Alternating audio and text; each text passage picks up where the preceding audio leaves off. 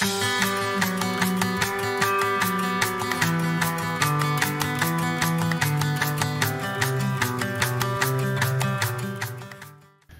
morning, River of Life. It is a wonderful sunny morning, and I trust that you are well and that you are experiencing the favor and the goodness of God. We're coming towards the end of a series where we've looked at the fact that God wants to sanctify us, and we need to continue to grow and look more like Him, and this process of Him changing us into being holy and being set apart for His purposes. And as we took this journey, we're getting to the point where God has worked on the inside, and we've looked at a number of things, but now that has to translate into action.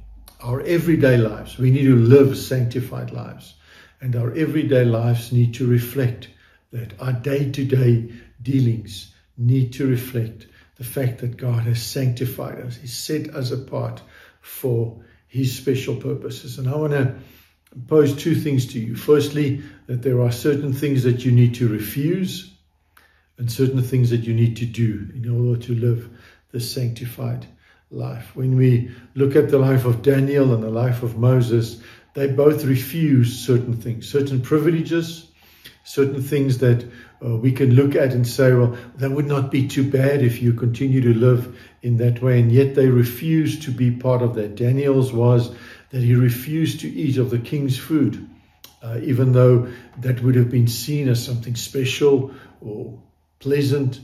He said, no, I want to keep myself holy unto God by eating only that which I am allowed to eat.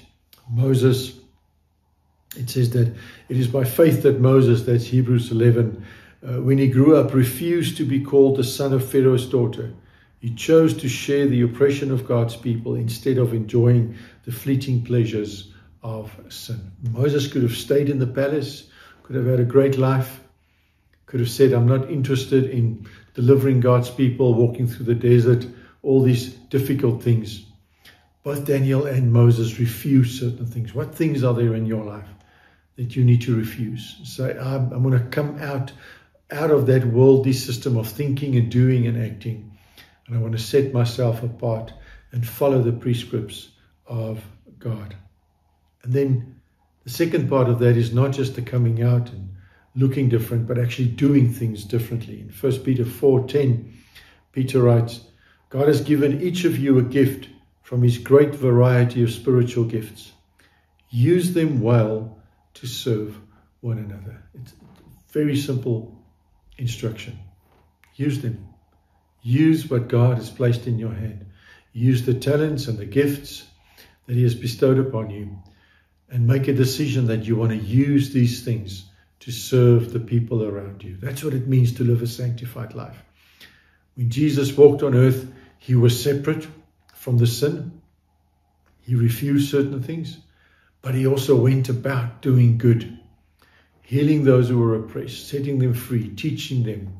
And God has entrusted to you the ability to show who He is.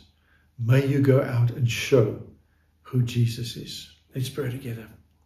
Father, we thank You for the fact that You journey with us, and that we are all on a journey of being sanctified, causing us to be set apart, to be holy, to look more and more like Jesus.